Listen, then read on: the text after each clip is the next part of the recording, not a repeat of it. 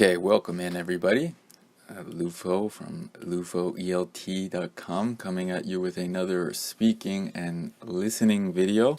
And the topic for today is linking words together. Okay, and when you understand how words are linked together, you'll be able to speak and listen much more fluently.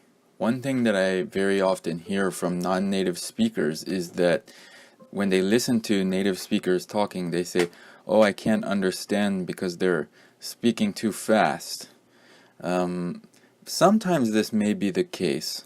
Maybe they're speaking with an accent or they're speaking too fast, but I think more often than not, it's the case that the non-native listener doesn't understand how words are linked together when native speakers speak.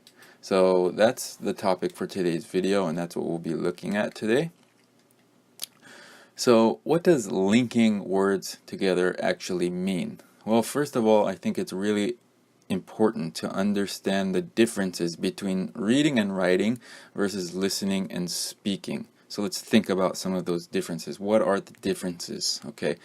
When we read and write words, we can clearly see where words start and end because there are spaces between each word. The boundaries are clear. Like when you're reading words in a book or you're writing them, you can see where one word starts and one word ends. Another distinct feature of reading and writing is that we can see the words just about as many times as we want to. The words are permanent. They're on the page or the computer screen or whatever it is that we're looking at, and we can look at them as many times as we want to or need to understand them. Now, what's the difference when it comes to speaking and listening? Well, when we're speaking and listening, we cannot always see or hear where one word ends and the next word begins. So the boundaries between words are not always clear or as clear as they are with reading and writing. Another thing is that when we speak or when we listen to words, we can only hear them one time and in the moment that the person is speaking or listening. So we only hear them once unless we ask the person to say one more time. But then again, we only hear once while it's being spoken. So the words are temporary. So these are big differences between reading and writing and speaking and listening. And linking words is only for speaking and listening, linking words together. And it takes a good understanding of linking words together to teach yourself how to listen and understand as clearly as if you are reading. So when as I said, when you're reading, you can very clearly see where one word ends and the next word begins. And it takes training and understanding how words are linked together to be able to do that when you're speaking and listening. And this is very similar to music. Music is a great comparison because if you learn how to read music, you can look at sheet music on the paper and you can see what notes are there. But that doesn't necessarily mean that you can listen to music and understand what notes are being played. It takes a highly trained and skilled ear to be able to listen to music and know which notes are being played and for how long and at what time. So I think this is a good comparison to understand this concept of linking words together in English. So what does it mean? Well, it's when we speak or listen to one or more words which are linked together to sound like one word. Okay, so here's an example. Okay, so you tell me what word you hear. I'm going to say a word and you tell me what you hear. Up. All right, so let's take a look. The word is of, like in a lot of or a bottle of. All right, now I'm going to say another word and you tell me which word you hear. Okay, of. of. All right, so which word did you hear? Well, that word is have, like in should have and could have. You see, native speakers will link these sounds together, and the sound of the word actually changes almost like it's into one word, and maybe even totally different than the way it's spelled or pronounced individually, like one word by itself. So you can see from this example how linking sounds changes the way that we hear words when they're pronounced together with other words. Okay? And remember that you link sounds, not letters, together. Okay, so you'll see in this example here that some of the silent letters, like the silent E, are not pronounced and they're not part of linking the word together. And even some letters which are not silent, like the H in have, they kind of become silent or are kind of dropped out of the word altogether to link together the sounds. Okay, so spelling has little to no importance when it comes to speaking. And IPA, or International Phonetic Alphabet, rules when it comes to speaking and listening. So I highly suggest that you learn IPA, and in previous videos I've given some great resources. So if you want to see those resources, please see my other videos that I have a link in the description, and you can learn more about IPA. Okay, so let's talk today about how to link sounds together. So linking sounds, as I said, is how we link words together in speech. And there are three basic ways to link words or sounds in English.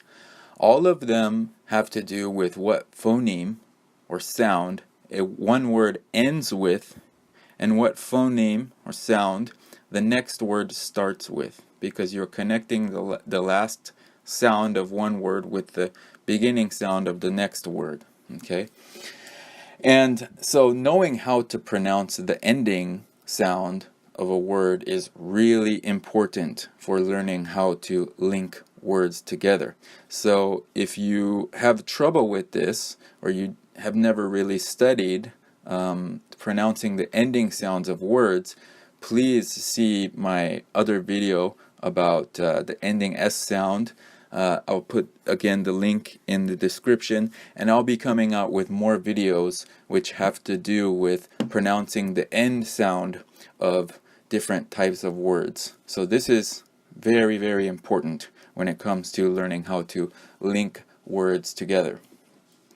Okay, so how to link sounds together? There are three basic ways. It's the phoneme a word ends with plus the phoneme that the next word starts with. So the three basic ways are: if a word ends with a consonant and the next word starts with a vowel, you can link those sounds together. The second way is if a word ends with a consonant and the next word starts with another consonant, you can also link those sounds together.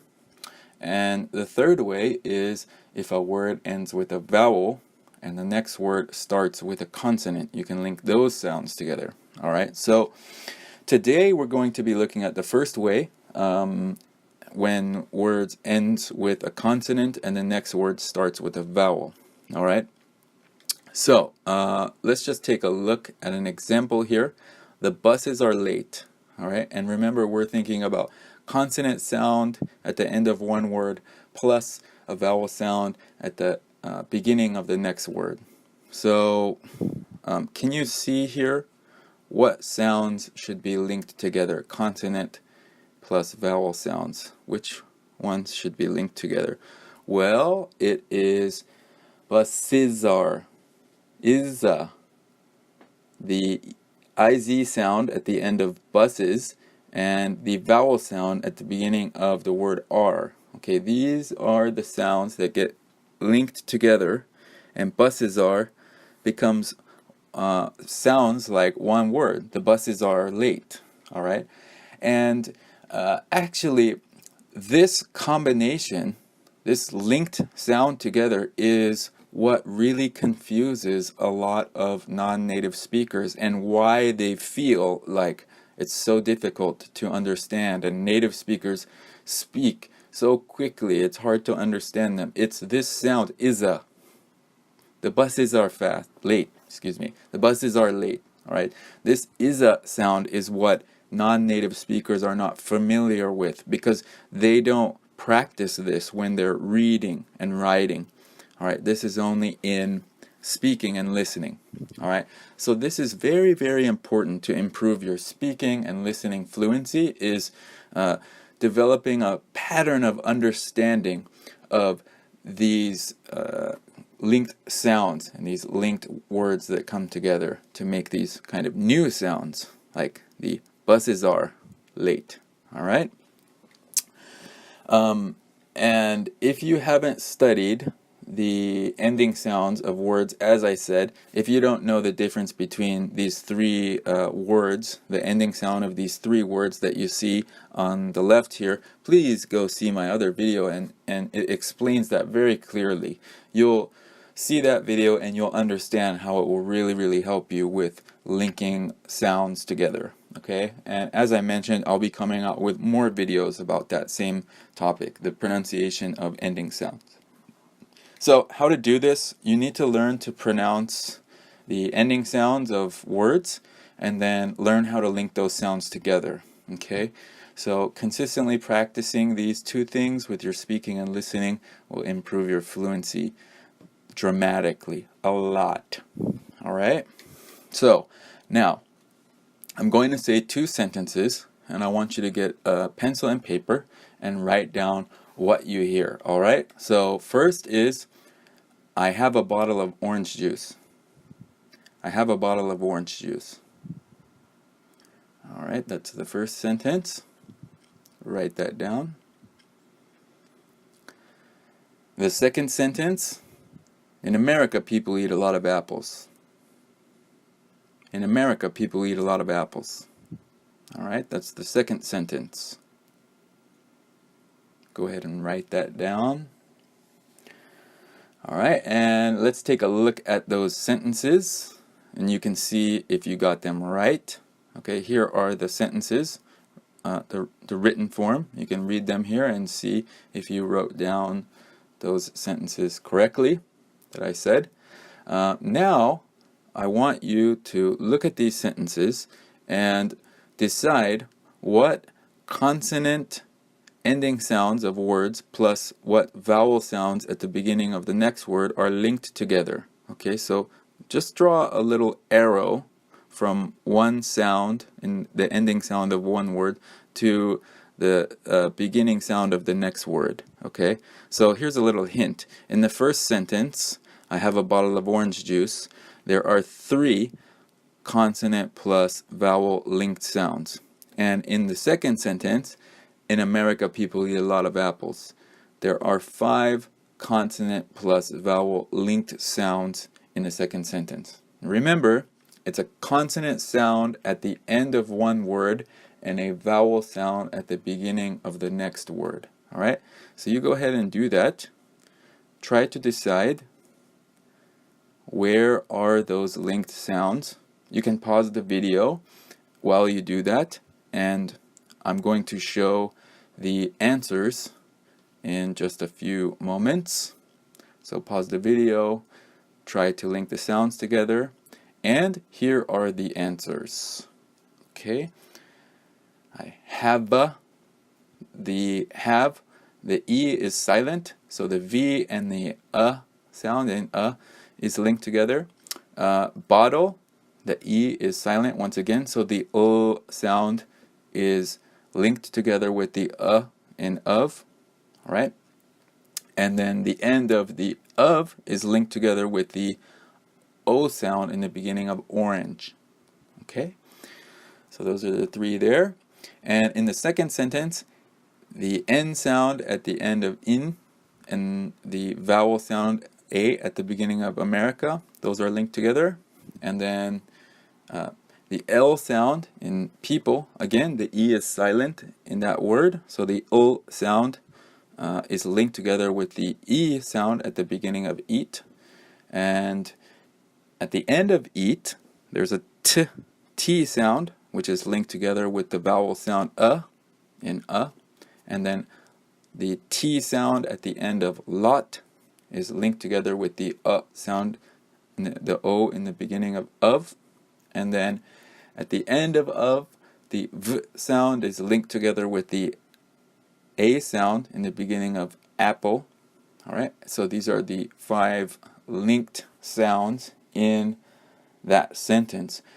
And you may have noticed that when I said these 2 sentences, the first one is a little bit easier for you to understand than the second one, because the second one has more linked together sounds. So for non-native speakers that haven't learned this or practiced this, it's more difficult to understand that second sentence. But once you learn this and you practice this, it's much easier for you. Okay? So, as always, I thank you very much for watching the video. You can check out my other speaking and listening videos on my channel. You can also go over to my website, LUFOELT.com, for more information and resources and things like that. Please, if you liked the video, give it a thumbs up and subscribe to my channel. Leave a comment. Give some suggestion or feedback about what kind of videos you would like to see or what you thought about this video. And thank you very much and have a great day.